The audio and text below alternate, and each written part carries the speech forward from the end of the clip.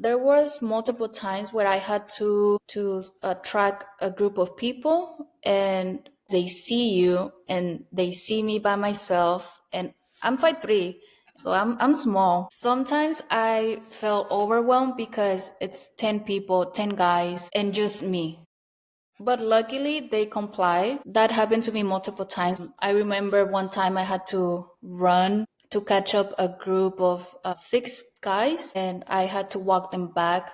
I ran behind them all the way. And then when I got there, I was so tired, but they can see you that you're tired, Hmm. right? I was trying to compose myself, putting handcuffs on them so I could start walking them back. I handcuffed them all together and made them walk in front of me so they wouldn't see me. But in that moment, I didn't think about when I get there, like what's going to happen. I Right. just wanted to get there and get these people. There's so many things that can go wrong with that. Yes. Hey, gang, welcome back to the next episode of Game of Crimes with Murph in the morning. I got to tell you, first of all, thank you all for coming back. Sorry about that ding, but I hear these sounds in my head and I can't stop them, and that's a joke. Although I do hear voices occasionally, but it's usually my wife fussing at me about something. But welcome back to the show, and I stumbled a little bit because I'm so excited for our guest today. You know, I bring on a lot of studs and studettes on here. I mean, people that you probably would never meet in your life if you didn't come to the Game of Crime show. You know why I do this? I bring it on here to show our military, our law enforcement, our first responders, the bravery, the commitment, the perseverance that is required for them to do their jobs.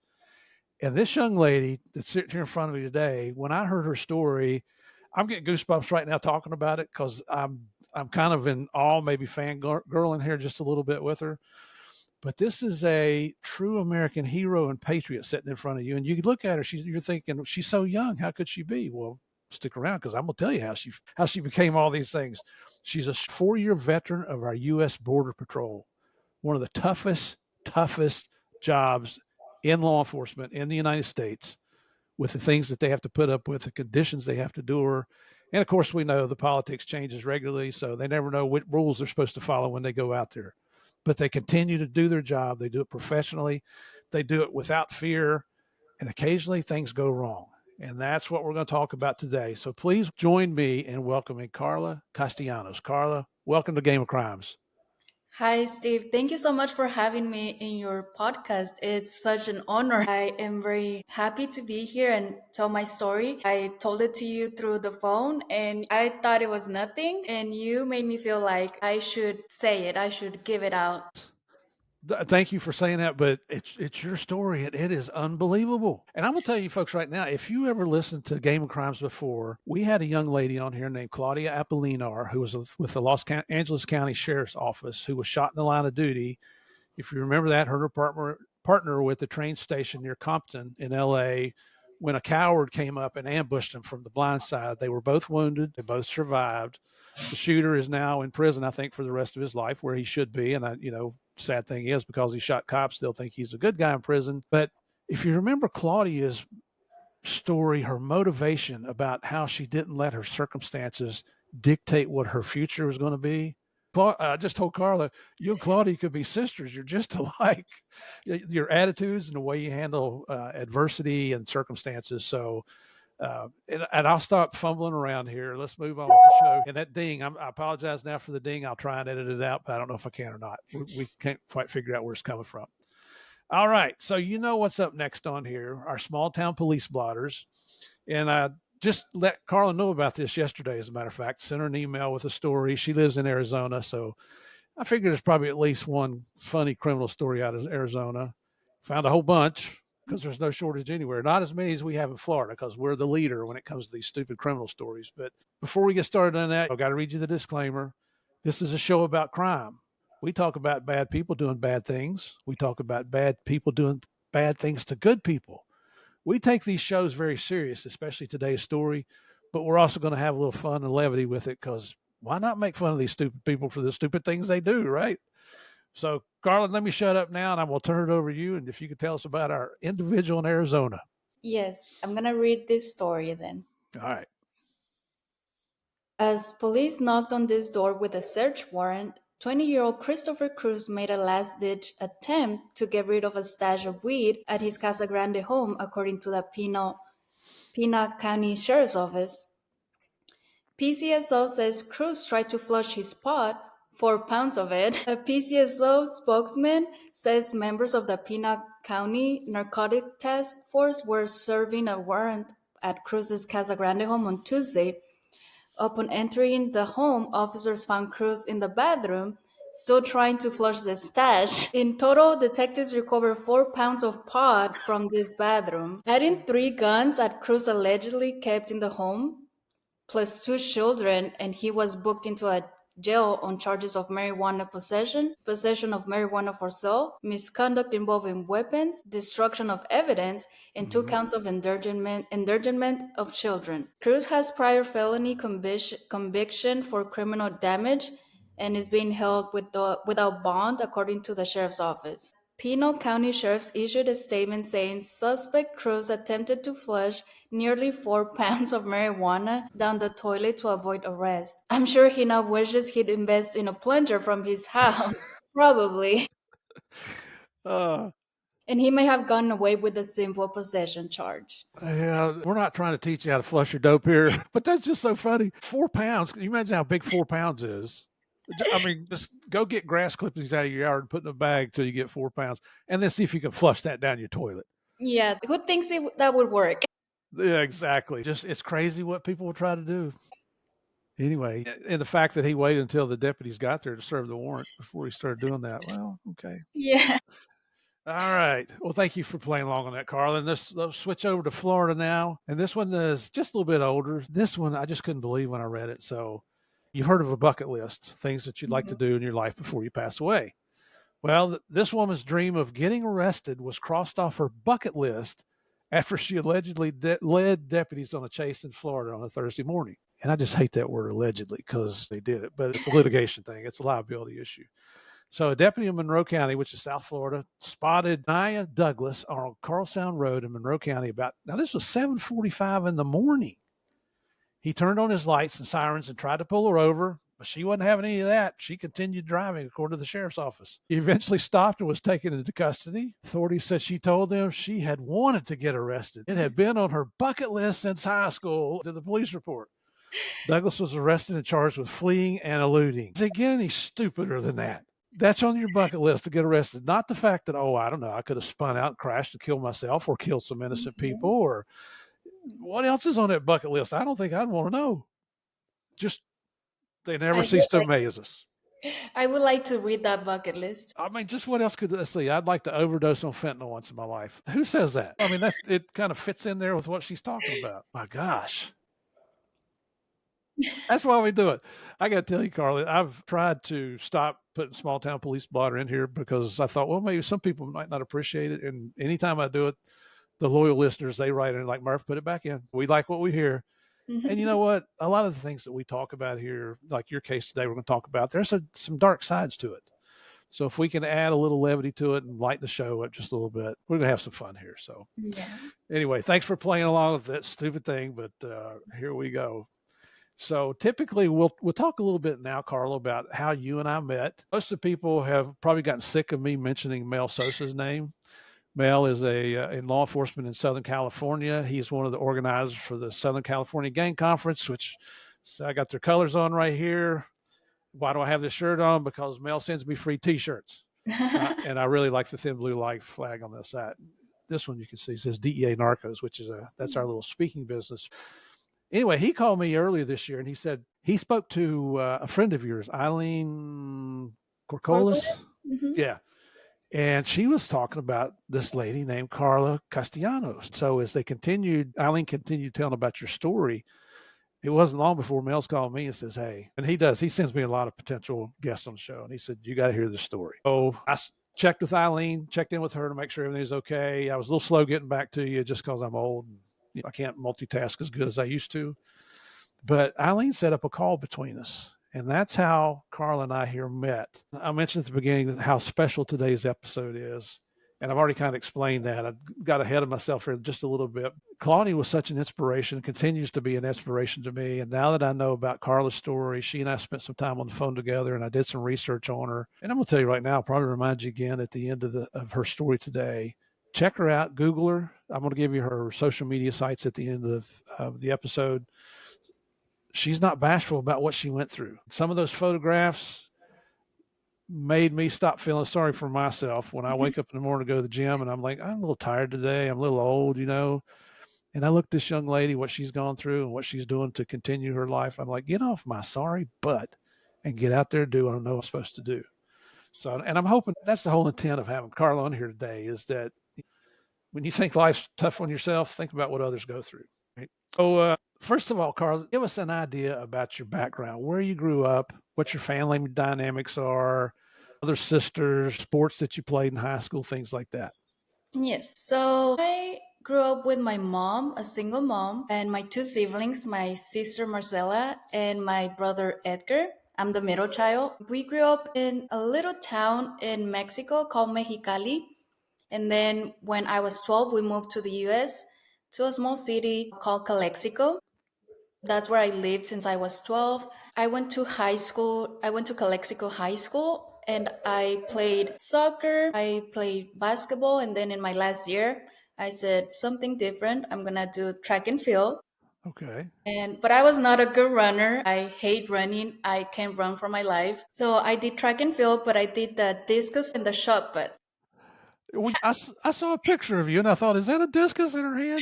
Yes, and I was actually pretty good at it. I liked it. I loved it. I was sad that I started it on my last year of high school because I Mm-hmm. really liked it. And then after that, I went to two different colleges: Coastal Carolina Community College, and Wow. then I went to Imperial Valley College here in the Imperial Valley.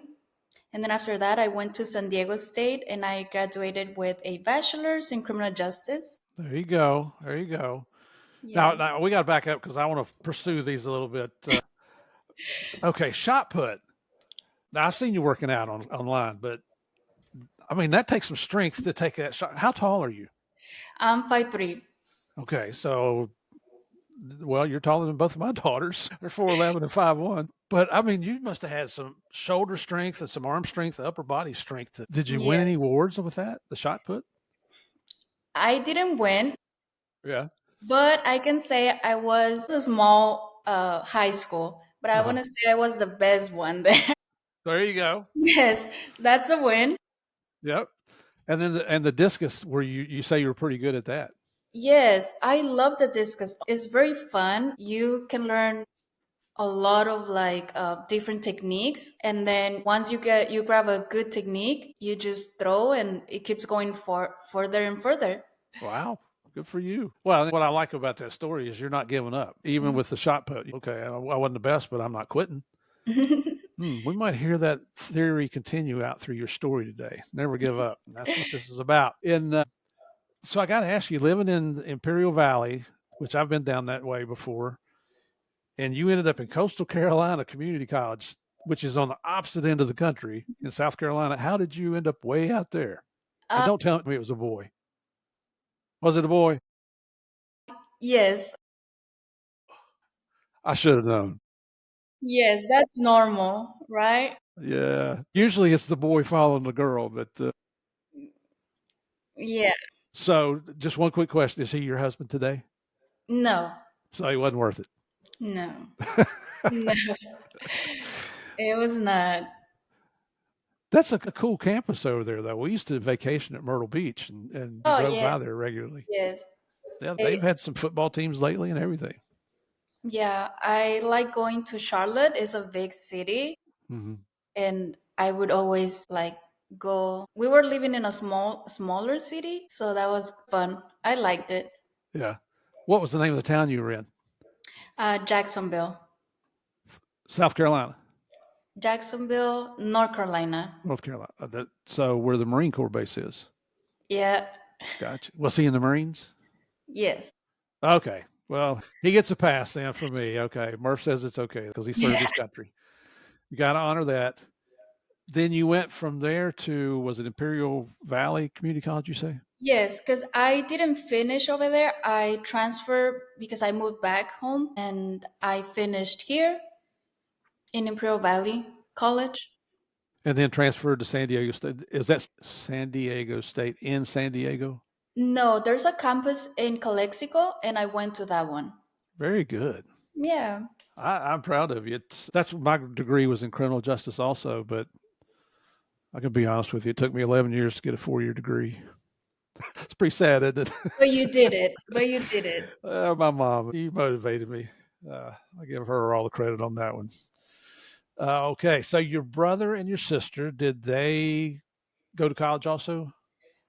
My sister, yes, she went to San Diego State also, and she became a teacher. She's a Spanish teacher right now here in Yuma. And Wow. my brother, he went to the military. He went to the army, and he just got out like a week before I had my accident. Hmm. Yeah. Wow. Good for him. What's he doing now? Is he in law enforcement or anything like that? No, he's going to school. Excellent. Yeah. I love it. And we're going to talk about her accident here. It happened at 23. So just to give you a little time perspective where she is here. So you graduate college in 2020. You've got a criminal justice degree. Did you always want to go into law enforcement since a small child, or where'd that come from? Yes, I always wanted to do law enforcement. That was something always in my mind because I always felt like serving people in a different capacity than others. Some people do it by music, by teaching. I wanted to do it doing law enforcement jobs. When I graduated San Diego State, you don't need a degree, but I became a correctional officer. Hmm. And that's where I started. I always wanted to do something like that because in a small city, everything you see, and it's a border town. So everything we would see would be either border patrol or the police. You see very little police anyway, but it's mostly border patrol. And I would see them and I would be like, I want to do that. I would like to wear that uniform. I want to be that. Or a cop, but I knew my chances of being a cop in a small city were very Hmm.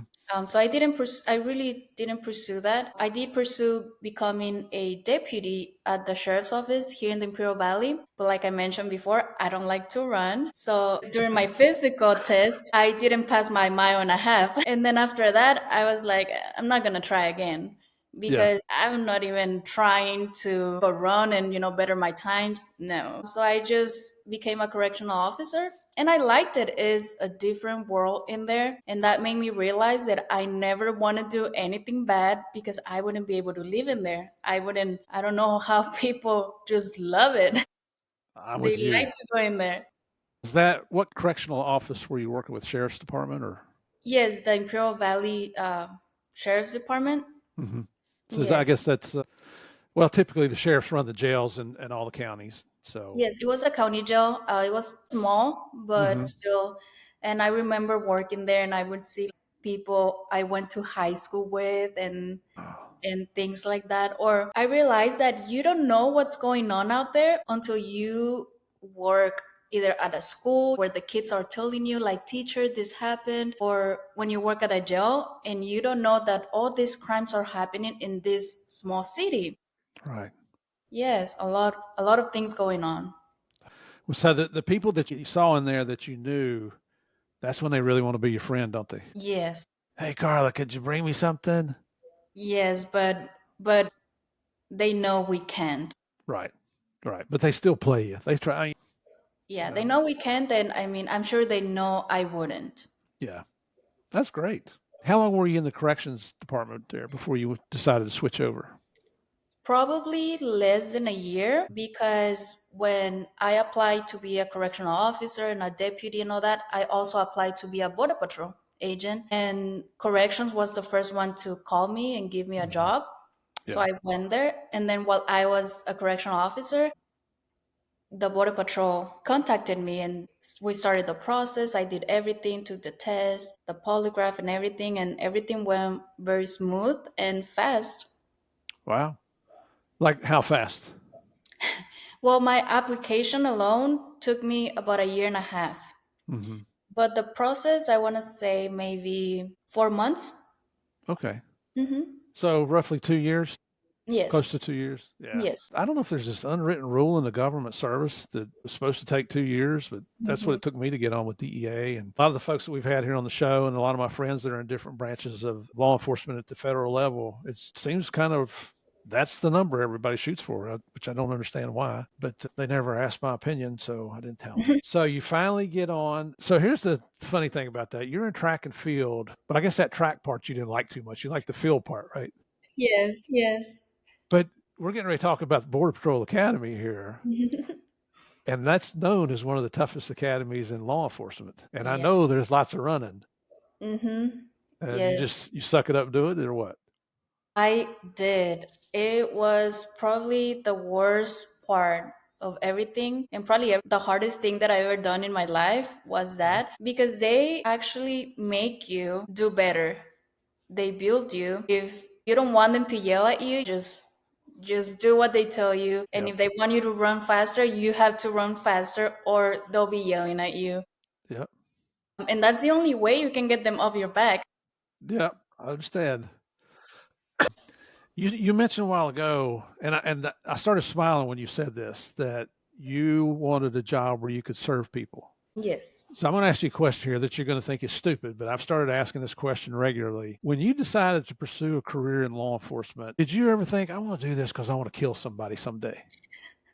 No, I didn't really think of that. But when I was in high school, something that I remember was I was walking to school and then I would see Border Patrol chasing people down the street. And that's when I thought, I want to do that. But they were running and you don't like running. Come on now. Yeah, but they tackle them sometimes, they assist them to the ground. It's all the way you worded. I love it. And I saw that and I was like, I want to do that. I like it. And honestly, even correctionals at the corrections academy, I was also always like on the floor with the other people. Mhm. Always we would pretend that we're inmates, and if someone fights you, like, what do you do? And I would love that. At the academy it was the same, the hands-on stuff, the adrenaline. I think I like it. I think that's what it was. Wow. I'm liking what I'm hearing from you. This is great. So, but the reason I point that out is I have not, I know, and you probably do too. We know cops all around the world. I've not met a single police officer yet, not a professional, that said they became a law enforcement officer because they wanted to kill somebody. But the whole point being the rhetoric that's out there, defund the police. And it just ticks me off so bad to hear people put law enforcement down when we have women and men who are brave enough to put a uniform on out there and go protect people that mostly they don't know, and a lot of who hate them, and they're still there to protect them. You know, they're the first ones to call when somebody wrongs them. Our regular listeners know this is all about portraying law enforcement in the most positive light to show you what they have to go through to do a job when most people don't like you and a lot of them hate you. So and I didn't ask her to say that. I didn't prompt Karla to say that. You heard it came out as just spontaneous, and I didn't have to read her Miranda rights or anything. It's just a spontaneous statement there. And if you listen to a recent episode here on Game of Crimes, you heard us talk about that. So you've seen Border Patrol chase people, but it's more than that, isn't it? Yes. So what are the priorities of the U.S. Border Patrol? This is a test question. I didn't tell you you're going to have a test. So Yeah. Well, as a Border Patrol agent, I think our main mission is, of course, to protect the country from any foreign or domestic, I don't know if it sounds right, but it does sound terrorism. right. It's considered terrorism, I think. And I think that, I don't know how to word it, but that's our mission, and that's a way of serving people. We're protecting them from people that we don't know where they're coming from. Why are they coming to the States? What are they Mhm. planning on doing here? We don't know that. And that's why we have to make sure that good people with good intentions are wanting to come here for a better life, Yep. because that's the reason why they come here. But just like that, there's also a lot of people who come for the wrong reasons, Mm-hmm. and that's why we're here. That's why we have this mission. Yep. And I think you said it very well. Yeah, and obviously I surprised you with the question. Sorry about that, but I told at the beginning there's no surprises here. But get honest reactions from you. So I'm an immigrant. My grandmother on my mom's side immigrated from England. I wasn't born yet, so I come from an immigrant family. You actually immigrated into the United States. My two daughters are Colombian by birth. We adopted them when we lived in South America. They're immigrants to the United States. There's nothing wrong with being an immigrant to the United States and coming to a country which does offer so much. All our country asks is that you do it through the proper process. I did it, you did it, my children did it. If we can do it, anybody can do it. Yes. So, and I'm not going political here, everybody. I'm not in favor of creating new laws. I'm in favor of enforcing the laws we have. And that's what Border Patrol does. But you're also, those nefarious activities are more than just people who are trying to cross illegally into our country. We've got people trying to bring bad things into our country, whether it's weapons of mass destruction, weapons, drugs, obviously big on drugs, but also I feel like I'm baiting you here to answer the question. I don't mean to do that, but I'm interested to hear your thoughts about human trafficking. Do you see people coming into the United States as victims of human trafficking, or leaving the United States, or what do you see when it comes to human trafficking? I personally haven't seen anything like that, but I know there is. There's probably coming through the borders and we are not seeing it, or we're not catching it, or it's probably not happening here where I live. But something that really broke my heart was, I remember when I was really starting in the patrol, and something that really broke my heart was seeing small children being sent here, no parents, no adults to take care of them, just with tags of where to go, where to send them. We don't know where those kids end up. We don't know who's gonna pick them up, who's gonna take care of them. We don't know why they send them here, for what purposes. That is something that really makes me think about all these people, because we don't know. Even if it's not children's, it's still adults. We don't know if they're here because they want to, because they're forced to. Most of them are, when you approach them, they're very calm and they talk to you, but not enough for you to notice that right away. And that's why when we take them to the station, that's when they get interviewed and all that, and that's their job to find out if they're here because of that, or because they really want a better life, they're looking for asylum or anything. And I'm surprised you actually asked that, because I just watched a couple movies of human trafficking, and there's just things that we don't know.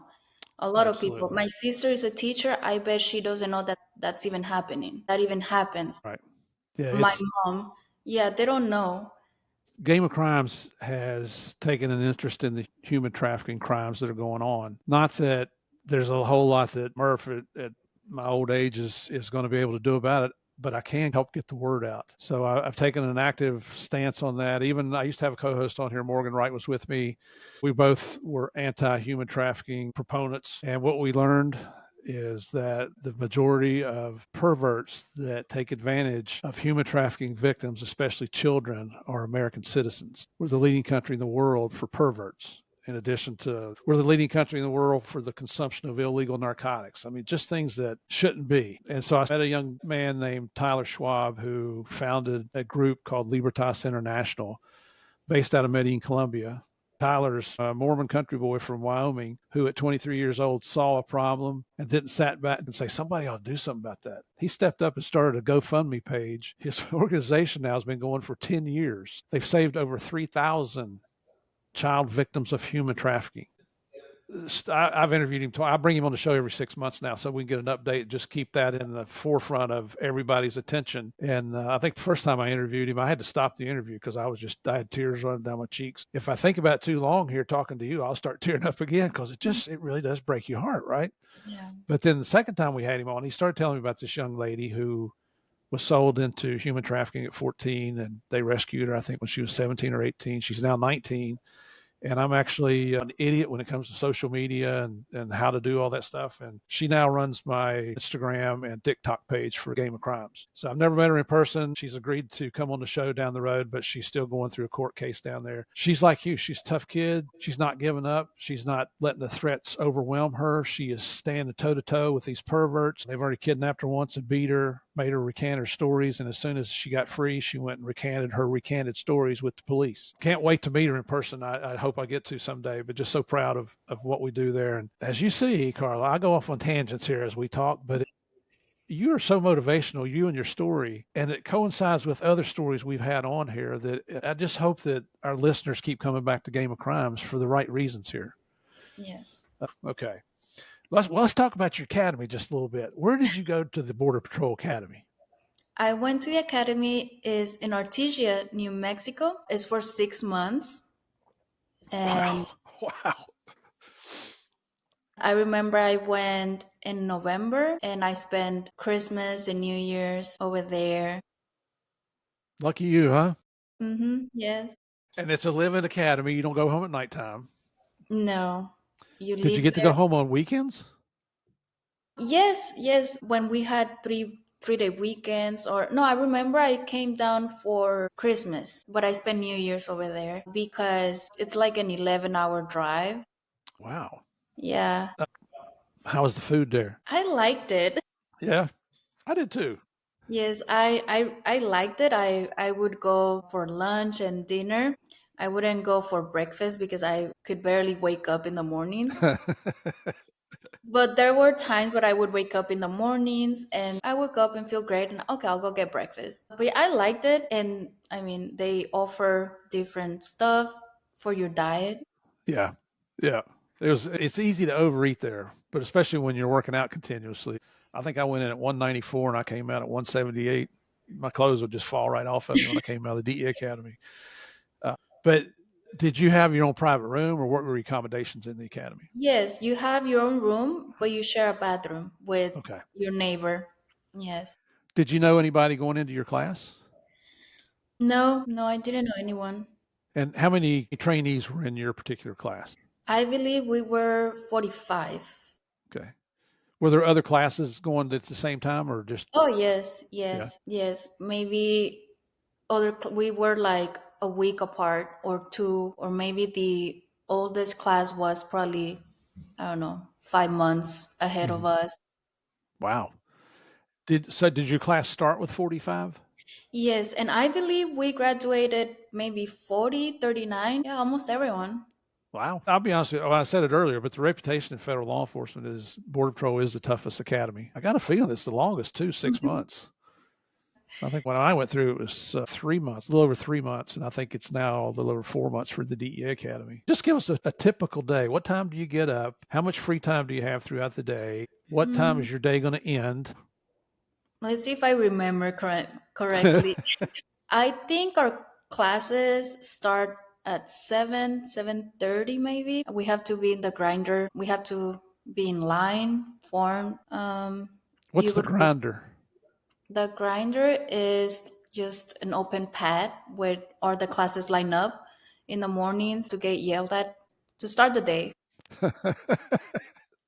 Make sure the instructors come, then they check our uniforms, make sure everyone is the same, is wearing the same thing. We have the same backpacks, and because we have two different backpacks, so a big one and a small one.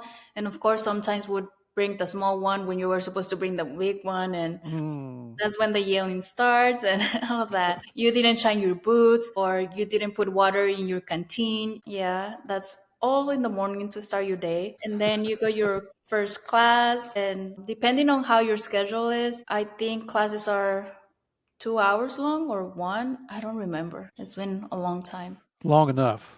Yes, long enough to forget. Yeah, you just go to your classes, to your first three classes in the morning, and then you go to lunch, and then you have another two classes in the afternoon, and you get off at 4. Yeah, it's an easy day, and then after 4, you are free to go. You can go to your room and do laundry or whatever it is that you want to do. Really? Yeah, I'm surprised. How often were you doing PT? once a day. We have a PT class once a day. Most of the days is running, a lot of push-ups, sit-ups. Yep. Pull ups, shuttle run. How often were you on the range learning how to shoot?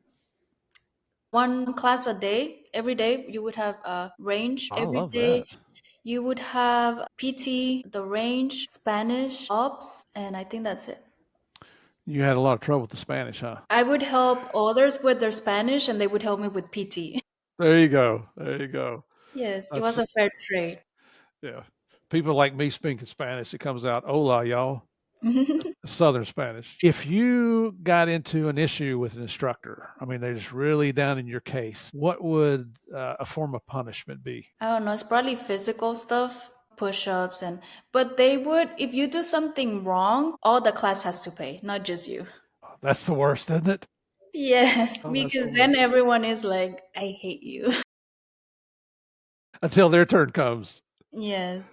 Okay, so now you got to tell us, did you ever have to do something that caused the whole class to get punished? No. I don't think so. I don't remember. I don't think I did. I was very chill at the academy. Yeah. I remember my instructions, but the thing is that I laugh and I smile a lot. So I remember they would yell at me and I would just be there smiling. But it's not because I was laughing at them or anything. It's just that's how I am. I get nervous and I smile a lot. Hmm. And yeah, yeah. Actually, I just had a PT instructor text me the other day, and he was just like, "How are you? How are things doing?" And he was like, "I remember I would yell the shit out of you, and you would just sit there and smile." You remind me of my youngest daughter, Mandy, because when she was growing up, her nickname was Smiley because she was always smiling. And when she would get in trouble, she would do the same thing. And that just really ticked me off. It did my wife as well. It's like, what are you smiling about? But that's just the personality. Yeah. It infuriates other people. I mean, if you kind of look at it from a different perspective, you end up winning. Yes, that has caused me a lot of like make people more upset. I'm not trying to, but it's just how I am. And Yeah. you can ask my mom too. When we were little, she would be yelling at me and I would just smile there and just throw a little giggle here and there, but that's it. That's just how I am. Oh, me. I understand. I understand. We've been through that. Now, when in the academy do you find out where you're going to be posted when you graduate? Before you accept the job Oh, offer, they offer you different stations and you choose one and then you go to the academy. no kidding. Hmm. Actually, I like that. When I went through the DE, and it's different now, but when I went through the DE Academy back in 1987, you didn't find out where you were going to be stationed until maybe 2 weeks before graduating. Really? And they made a big ceremony. You had to put on a coat and tie and come in, and they had people from headquarters come down to the academy and all that stuff.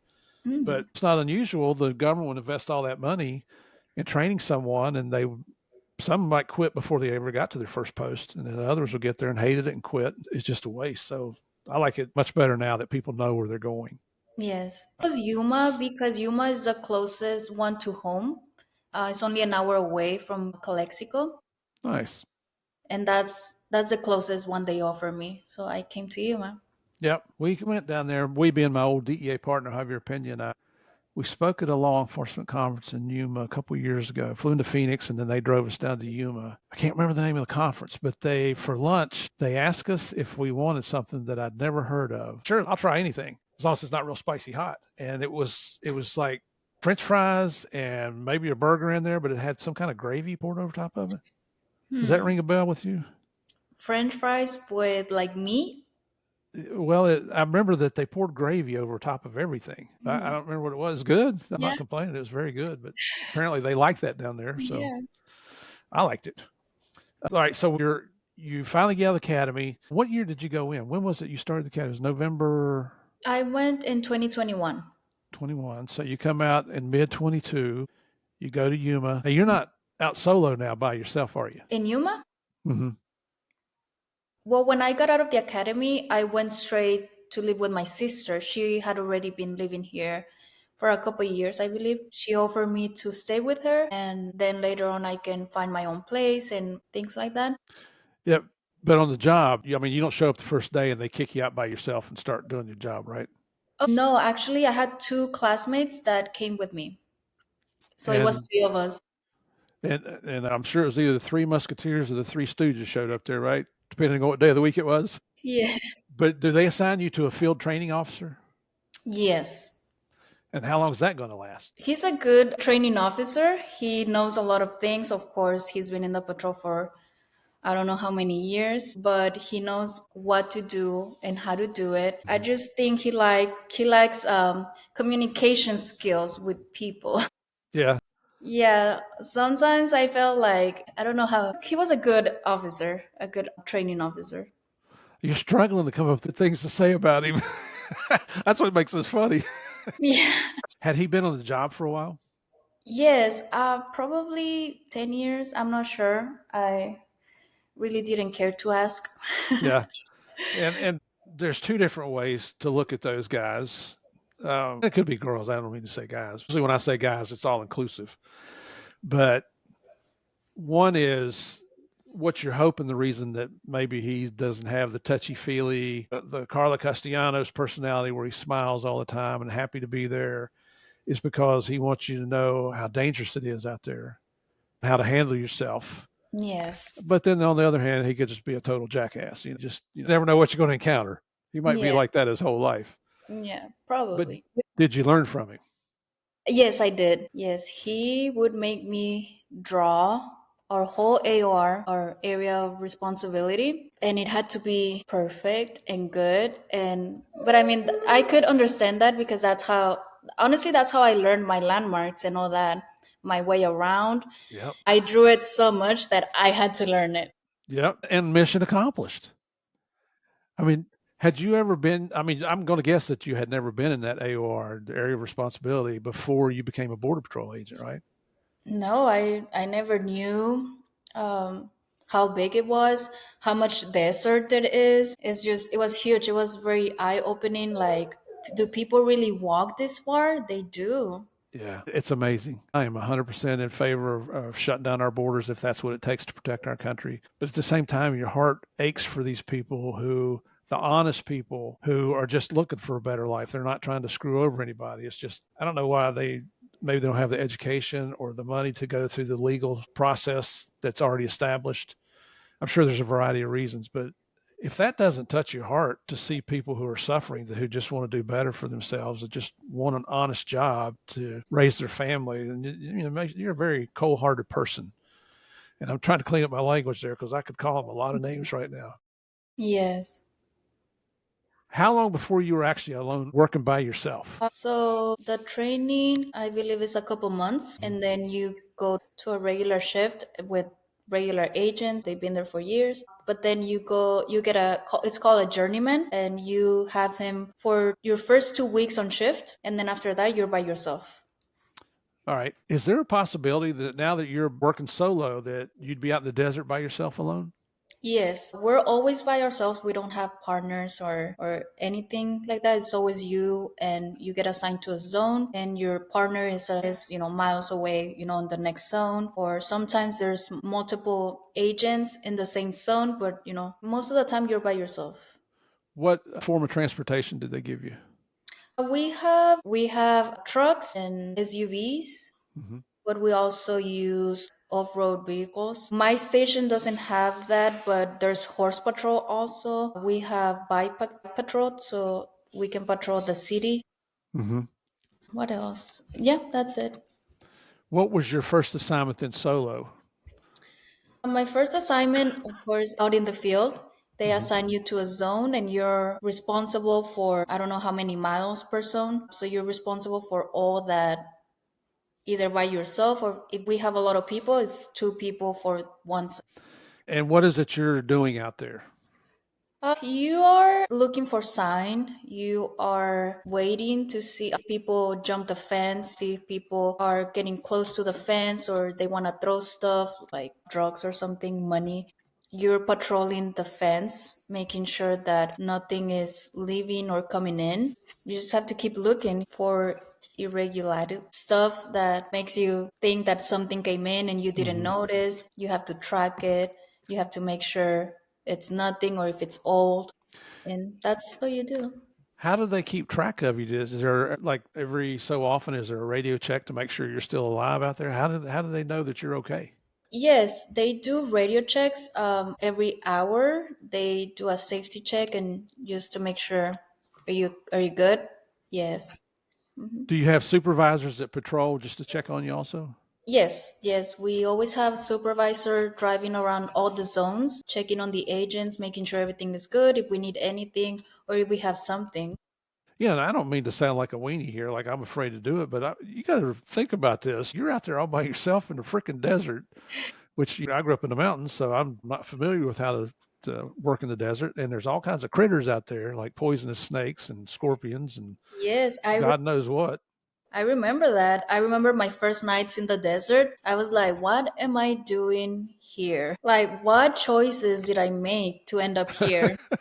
And then it comes at, okay, for guys, it's easy.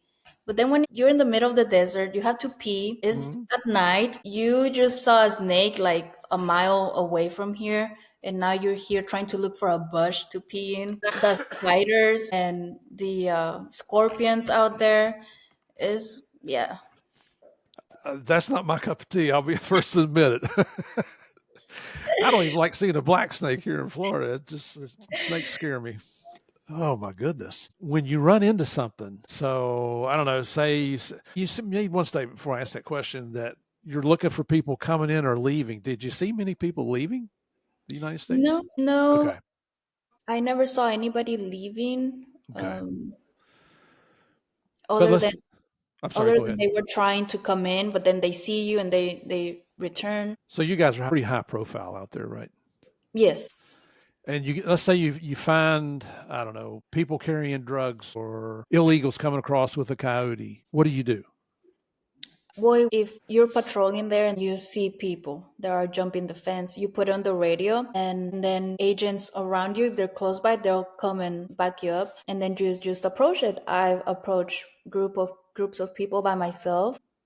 And like I said, I don't know. I'm sure it's because of the area that I work in, Yuma. The people are not that aggressive. If Hmm. you approach them, they're not, most of the time, they don't fight you back. They don't yell at you, or sometimes they try to run, but it's like nowhere to go, right? So, yeah, if you see someone or a group of people, you approach them and then your backup arrives. Have you ever encountered people carrying weapons? No weapons, but they carry like well, I guess consider a weapon like a knife or something like that. Hmm. But I always thought it's maybe for have to walk the desert. I don't know. Yeah. Nobody ever pulled a knife out and threatened you with it? No, nobody. No. Wow. So my experience with Border Patrol is pretty much what I see on TV. So you never know if you're seeing the truth or not. But Hmm. you always see that the people are almost always compliant when you Yes. issue orders. They do what you tell them. Yes, they do. I'm sure in other areas, like in Texas or that way, the people are more aggressive because I have friends from my class that they went Mhm. to Texas and they told me they always fight here. They always want to fight you and they always want to punch you and do something to you. Wow. Yeah, so I guess they're more aggressive over there. Yeah. I guess it's the water or something. I don't know. Wow. Yeah.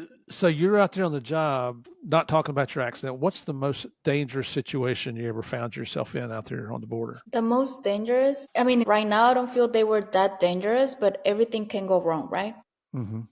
There was multiple times where I had to track a group of people, and when you get there, they see me by myself, and I'm 5'3", and I'm 140 pounds, 100. So I'm small. Sometimes I felt overwhelmed because it's 10 people, 10 guys, all males, and just me. But luckily, they comply. That happened to me multiple times where it was a group of, I think the biggest one was like 12 people. And then I remember one time I had to run to catch up a group of six guys, and I had to walk them back. I ran behind them all the way, passing the train tracks and some little mountains. And then when I got there, I was so tired, but they can see you that you're tired, Hmm. right? I was trying to like compose myself, putting handcuffs on them, and so I could start walking them back. So I handcuffed them all together and made them walk in front of me while I was behind them so they wouldn't see me. But I mean, in that moment, I didn't think about like, oh, when I get there, what's going to happen. I Right. just wanted to get there and get these people. But then afterwards, when you're thinking more clearly, I don't know, I feel like if they were bad people they would have seen me and be like, it's just this little girl, Right. and we're 10 or we're 6. Right. That's I'm just sitting here thinking, you're actually, so you've chased them, you're tired. They're probably a little bit tired. They're Mhm. probably fatigued from walking so much and so forth, maybe a little bit dehydrated. And you get them to stop and you're putting hands on, you're putting cuffs on these people. There's so many things that can go wrong with that. My gosh. And you're not standing there with your gun in one hand trying to cuff them with the other hand, are you? I mean, it takes No. two hands to put cuffs on. Yes. Yes. Wow. I tell you what, your respect level keeps going up and up because I don't know if there's something wrong up here or you have a command presence about you when you're out there that these folks thought there's six of us. We could probably Yes. overpower her and take her gun. Yes. Hats off to you. Hmm. Excellent job, Karla. And we're getting close to the end of the first episode here, but I want to ask you, tell me a little bit about something I read named chori queso. What is chori queso? Is that a dish? What is that?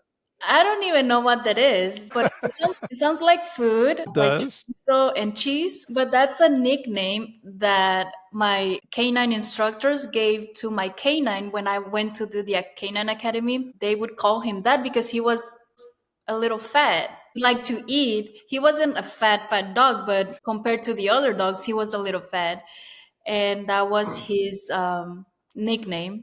And what kind of canine was this? He's a Belgian Malinois. Those are one of the craziest dogs that's out there. We had this conversation while we were talking on the phone. Yes, I would tell them, I would tell my instructors and my friends that I'm in an abusive relationship with my canine. And what was your canine's real name? His name is Caro. Ka- Caro, yes.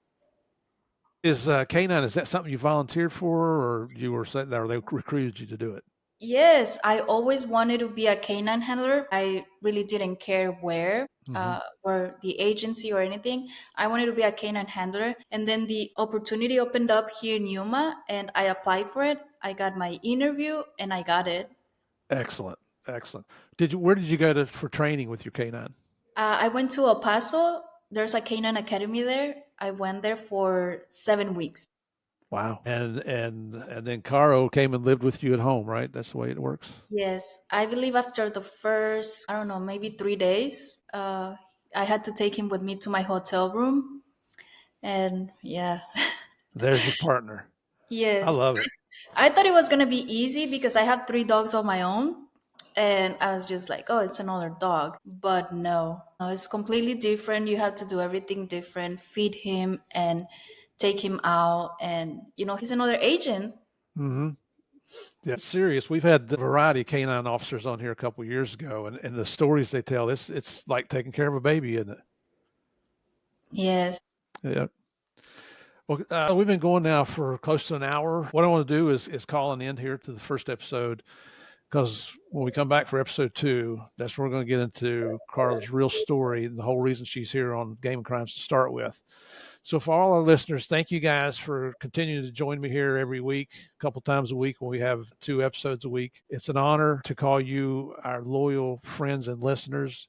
If you're listening to this and you haven't seen it on YouTube yet, go over there. I'm posting the YouTube videos now. Trying to grow up the YouTube channel, so do me a favor, hit on the subscribe button, download some episodes, hit the like button, and even leave Murph a comment here. If it's the nasty comments, I don't care. Comment.